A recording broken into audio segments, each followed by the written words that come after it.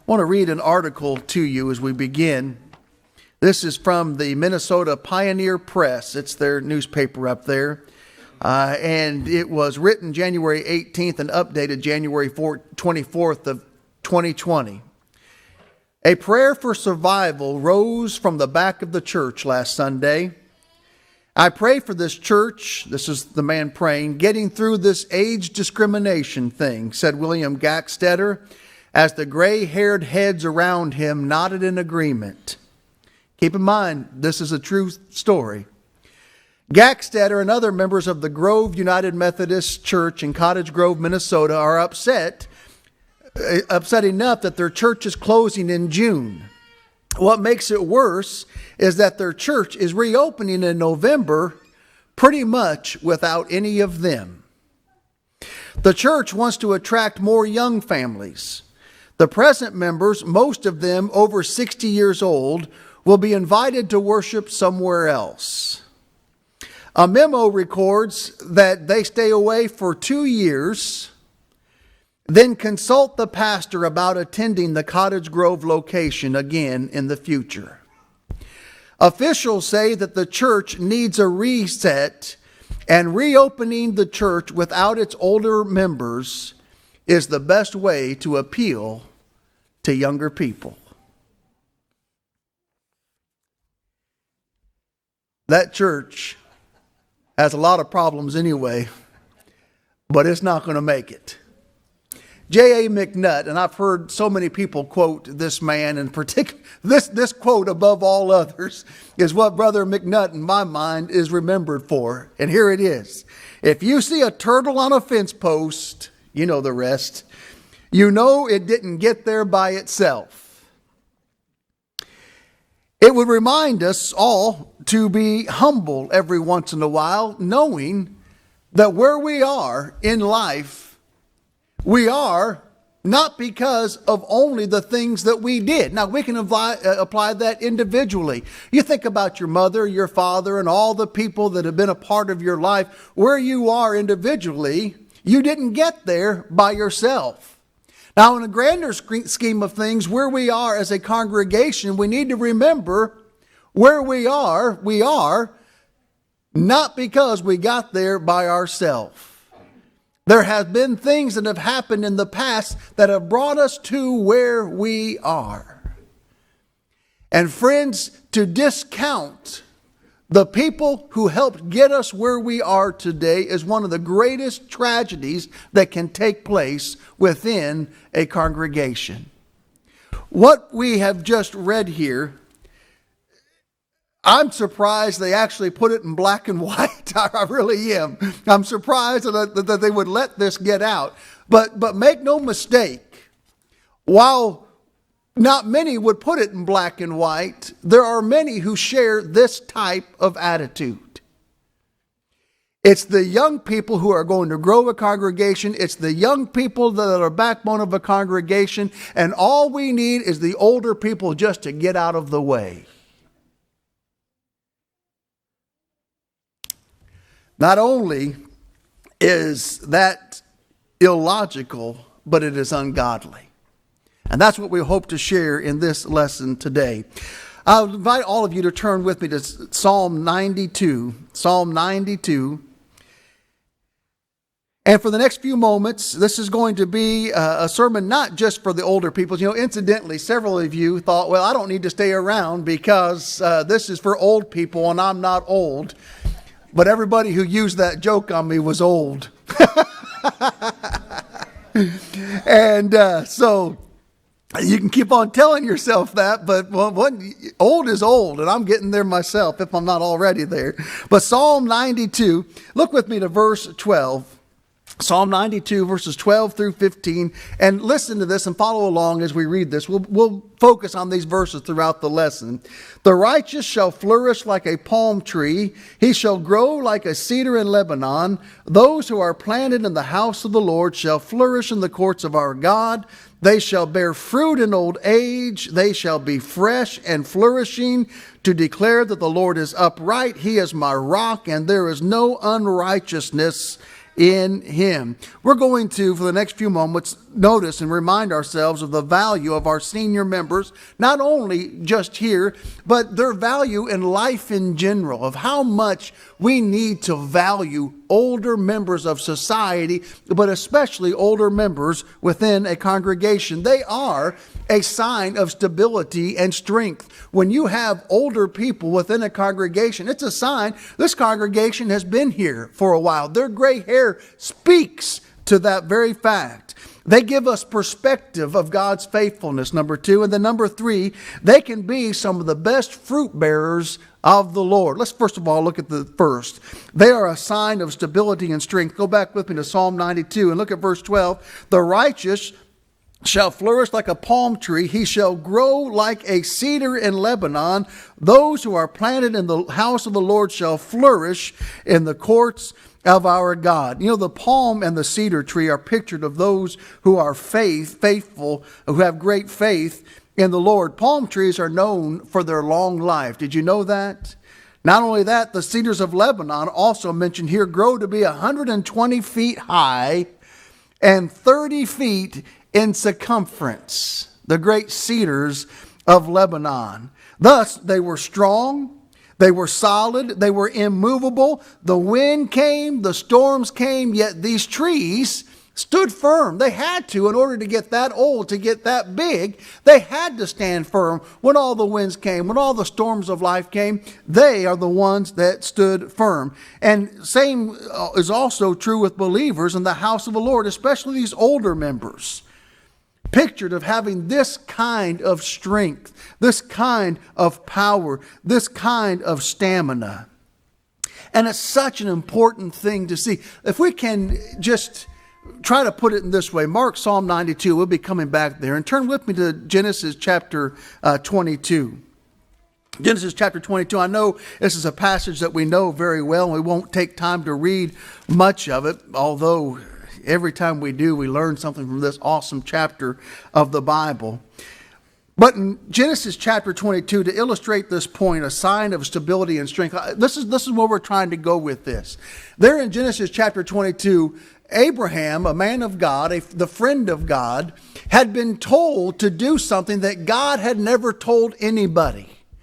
You take your son, that son of promise, thine only son, take him to a place, Mount Moriah, and I will show you. And so he gathered the wood, he gathered his servants. You remember they went a couple of days' journey, and they said to the servants, you stay here, I and the lad will go yonder and worship. And as he and they go up there, you remember Isaac's question? We have the wood, everything else is here. Now, what about the sacrifice? We're missing something. And he says, the Lord will provide that sacrifice. And then Isaac gets up there and he realized, yeah, the Lord has provided the sacrifice and I'm it. So he bound his son, placed him on the altar, and you know this account. We won't read it, but you know it well enough. As Abraham raises that knife to slay his son, God calls him, Abraham, Abraham, here am I. And then he tells him, and this is the powerful point of this. In Genesis chapter 22, he tells him, verse 12, do not lay your hand on the lad or do anything to him, for now I know that you fear God, since you have not withheld your son, your only son, from me. God already knew. He now knows it in a scientific way. But what about this? Who also knows? Abraham knows. Abraham knows something about himself. I was willing to go to this mountain and take the son that I love. And I was prepared to bring that knife down upon him and slay him there on that mountain. Now I know. Then he lifted up his eyes, and there was that ram caught in the thicket, and they offered him in place of Isaac. But not only does God know that, but Abraham knows. Now let me just ask you this question. Had you gone through something like that, and this is not Humpty Dumpty, this was a man who actually lived and had the faith in God to take his son up there, believing God was going to raise him from the dead, but had the faith to take his son, place him on the altar, and bring that knife upon his only boy.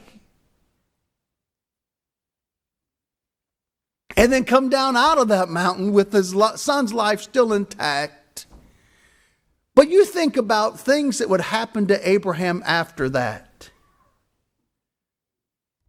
Someone comes up to Abraham, oh boy, God is trying my faith. How is he trying your faith? Oh man, my tires were low this morning on my way to worship, and so I'm late because I had to stop and put air in them. My life is so hard as a Christian.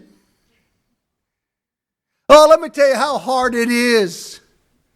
I woke up late, didn't have time for breakfast, and now I've got to sit and listen to that preacher. My stomach's going to be rumbling the whole time. I've got it so rough.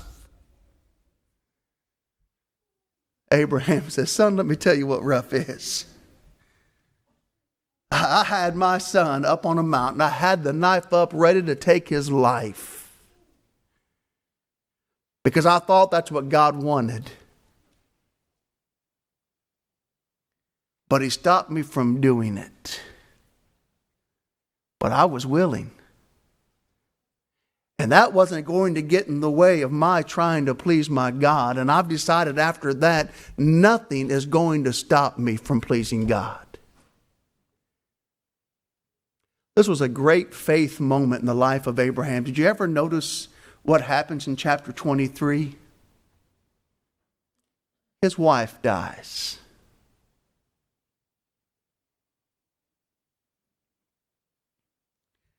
I wonder if Genesis 22 was getting him ready for Genesis 23 and all of the other things that was going to happen in his life. You know, the great things about older members of the body of Christ is they've been through the battles. They've seen it. They've been through there when antiism came through the church. They've been through there when Crossroads just busted up the church in so many places. They've been there when liberalism came in and raised its ugly head, and so many of our brethren went off into garbage. But one thing they found, if we stay faithful to the Lord, He will stay faithful to us. And it's our older members who know that scientifically because they've been through it. Us younger people, we know it because that's what the Bible says. Well, God promises we stay faithful to Him, He will stay faithful to us. But then you have some people within this building who have actually been through the battle. And they go, oh yeah, Mark, let me tell you, I've seen it firsthand. But we came out better than we were before.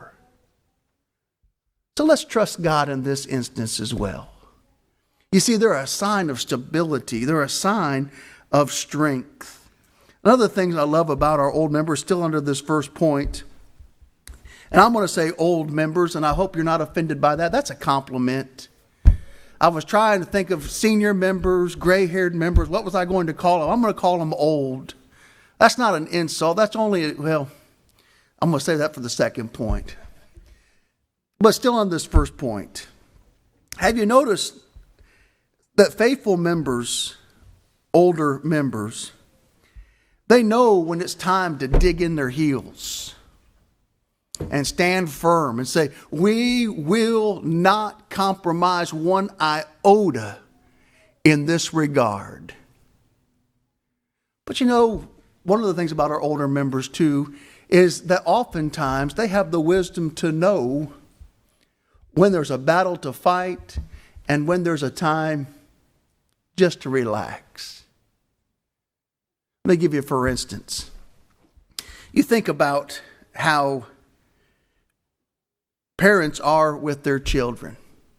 And you younger parents, we all went through it. And there's nothing to say to help you not go through it. You'll go through it. But you are afraid as a parent, every decision you make is going to ruin your child for life. Especially mothers struggle with this.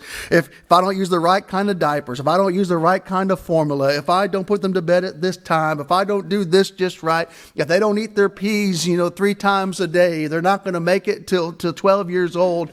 But you know what older members know? and this is grandparents. Brenda would avoid her today because she's got pictures of her grandchild, her newest grandchild. I'm just kidding, Brenda, you know that. But grandparents, have you ever noticed how they are with their grandchildren? These are the same people who with their own children, at 7:30, 8 o'clock, 9 o'clock, whatever time it was, it's bedtime and there's no exceptions to that. But now when it comes to their grandchildren, you go over to grandma's house, you get ice cream, you stay up as late as you want, all these kind of things. Why? Well, they've learned something. There's some battles to fight, and there's some battles that aren't worth fighting. Those that I'm talking about within the church, obviously, are those sometimes of opinions and matters that don't truly matter. The old people know that. Number two, they have a perspective of God's faithfulness. Look at Psalm 92, verse 15 again. Let's go back there. They will declare, it says, the Lord is upright. He is my rock. They have a perspective of God's faithfulness. We need, seniors, are you listening? We need to hear our senior members, our older members, tell us again and again and again about the faithfulness of God. We need to hear you talk about that. We need to hear you tell us about that. You need to share with us the blessed assurance that you have of God's unfailing love. Give us examples of when He has been there for you, the trials through which you have come, through which the church has come. Show us how God is faithful to His promise, how true He is to His word, how kind He is to those who trust in Him. He is the rock upon which we stand. Remind us of that. We need that. Abraham had a perspective of God's faithfulness that not only changed the way he lived, but it also transformed the lives of his family. Let's go back there. We went to Genesis 22. We talked about Genesis 23. Let's go on to Genesis chapter 24. Notice in succession the things that take place. And this is why he's such a great example to us. In Genesis chapter 24, remember, he was 100 years old when he had Isaac. He's an older man now. If 100's not old, he's really old now. And here he is. And look what it says in verse 1. Now Abraham was old, well advanced in age. Now that's going above and beyond, isn't it? If I say someone here is old and you're well advanced in age, I'm trying to make a point, aren't I? You're old. So he's old and well advanced in age, and the Lord had blessed Abraham in all things. Now watch verse 2. So Abraham said to the oldest servant of his house who ruled over all that land, please put your hand under my thigh. And I know that sounds odd to us, but that was their way of solemnizing an oath. I will make you swear by the Lord, the God of heaven and the God of the earth, that you will not take a wife from my son, from the daughters of the Canaanites among whom I dwell, but you shall go to my country and to my family and take a wife for my son Isaac.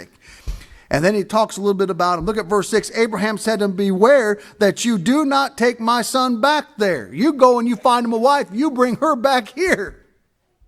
Why? Because of the things that are present in that land. I don't want my boy around there. Isaac's a full-grown man now. Abraham is old and well advanced in years. This is the time where he ought to just be kicking back. Well, you know what? I've taught my son everything there is to tell him. I'll just sit back and see what happens. That's not at all what he did. He may have been old. Isaac may have been old enough to make these decisions himself.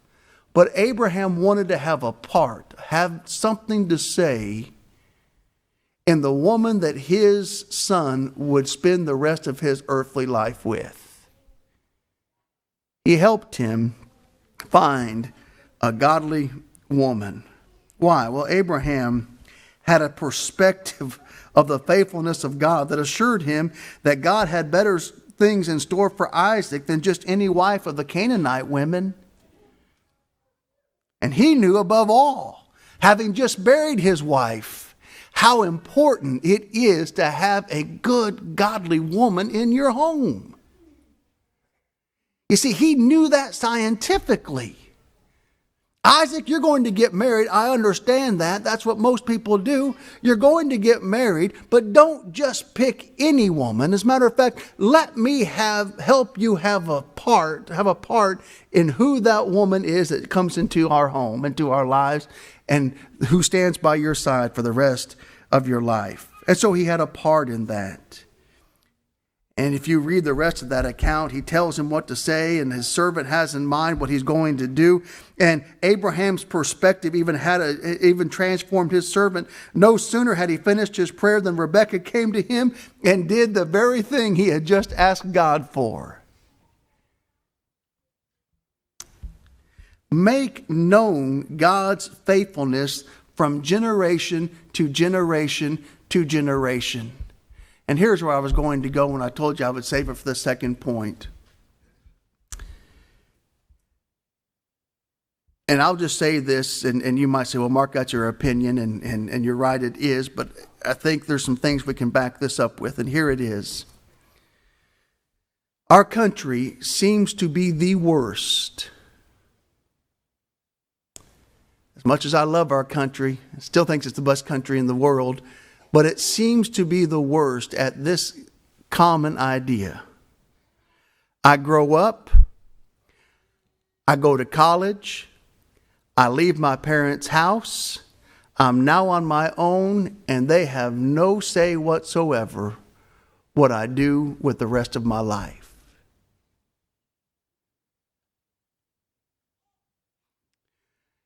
Did you know that in almost all other cultures, as long as the father is still living, even though his son may be 60 years old and already have raised his children and they've left the house and now he's got grandchildren and great-grandchildren, as long as that father is still alive, he is still the head of the house and things still get passed through him before his children make decisions.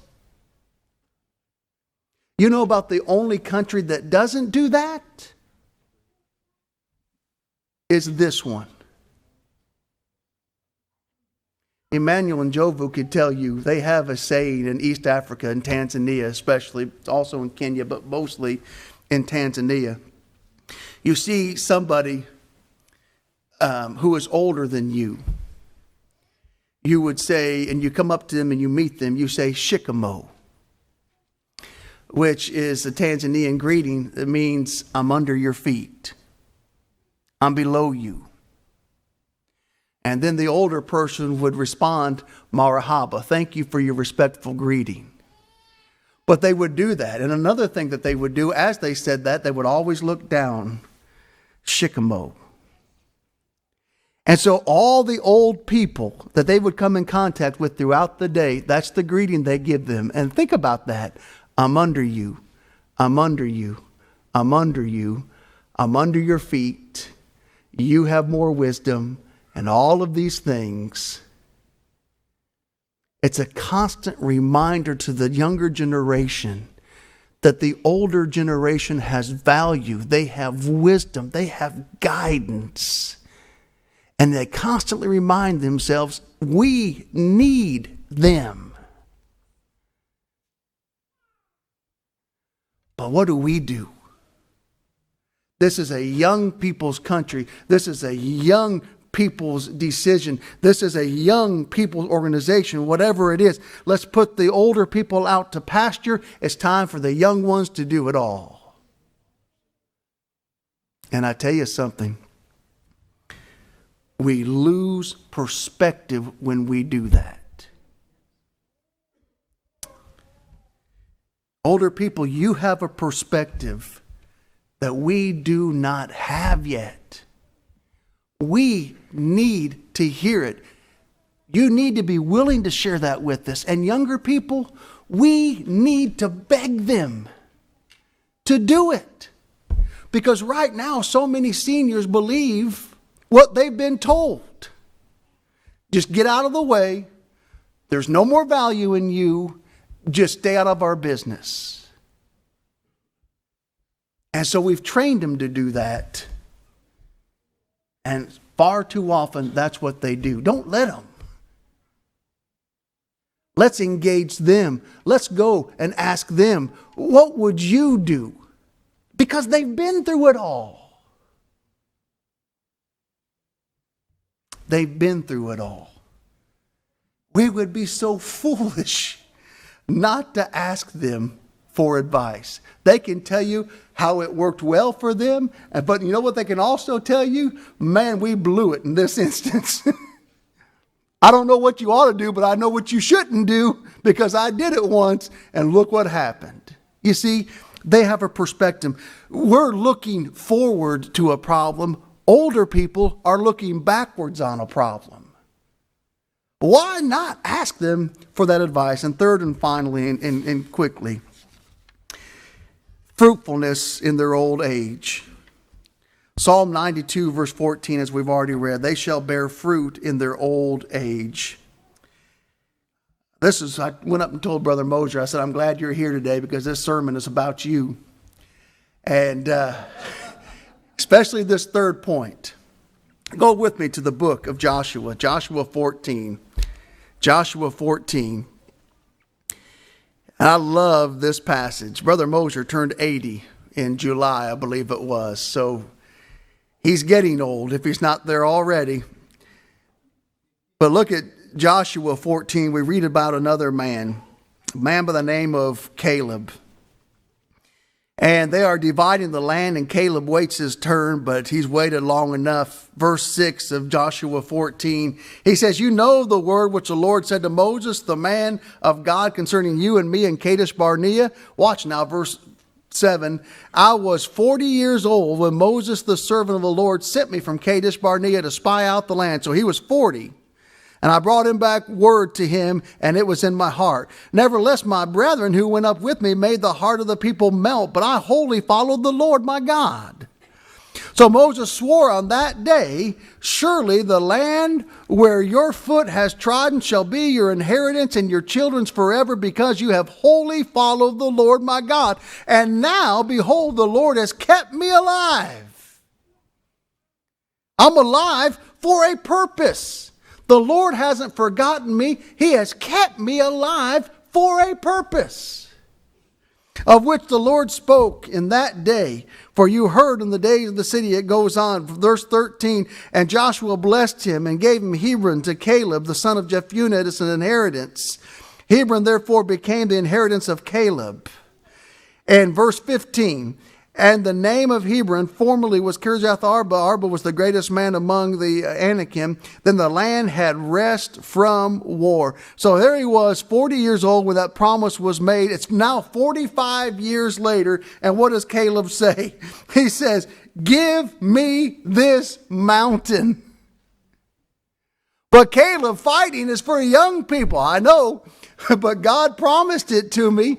I've been waiting 45 years since that promise. Here it is in front of me. I'm still ready to work. Even in his old age, give me this mountain. Children are often asked by adults,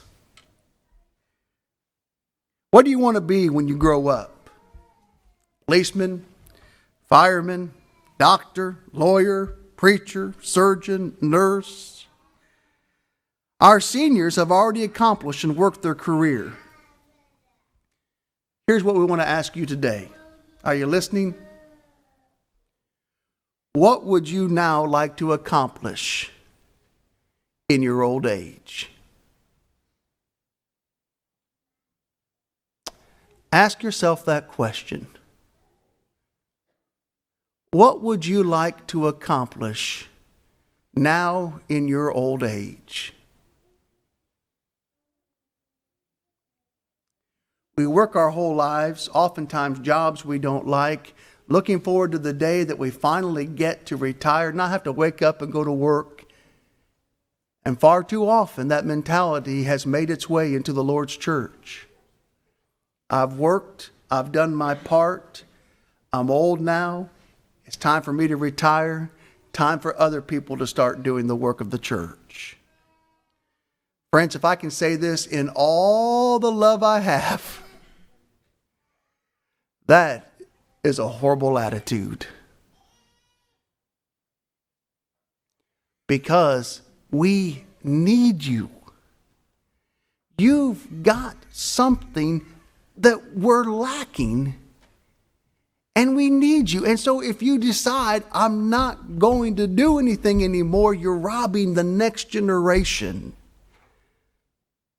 of the value you have in your mind and in your hands. So we ask the question now, and you can be your own judge whether you're old or not. But what are you going to accomplish in your old age? What are you going to do in the kingdom of Christ? What are you going to do here at the Forest Hill Church of Christ? What impact do you pledge to make? And man, when you start thinking that way, watch what the Lord can do with you. We thank God for you. And I'm so thankful that we have younger people here who don't have the attitude that the world has. I'm glad we have younger people here who respect their elders. I'm glad we have younger people here who see your value and the wisdom that you have. I saw something earlier this week that says every time an old person dies, an encyclopedia full of information dies with them. And that's true, isn't it? We value you. We need you. Your job's not done. What will you accomplish in your old age? If you are here this morning and are not yet a Christian, would you consider becoming one? You believe that Jesus Christ is the Son of God. Are you willing to repent of your sins and confess your faith in Him and be baptized into Christ so that your sins can be washed away? Or perhaps at one time you obeyed the gospel, but you've not been living as you should. Will you come back? May we all be rekindled with the thought that we have something to do. I'll say this, and this will be the last thing I say. I still love what I learned in India there a couple of weeks ago, where they said, nobody can just attend. Everyone must do something. Let's get to work. All together we stand and sing this song.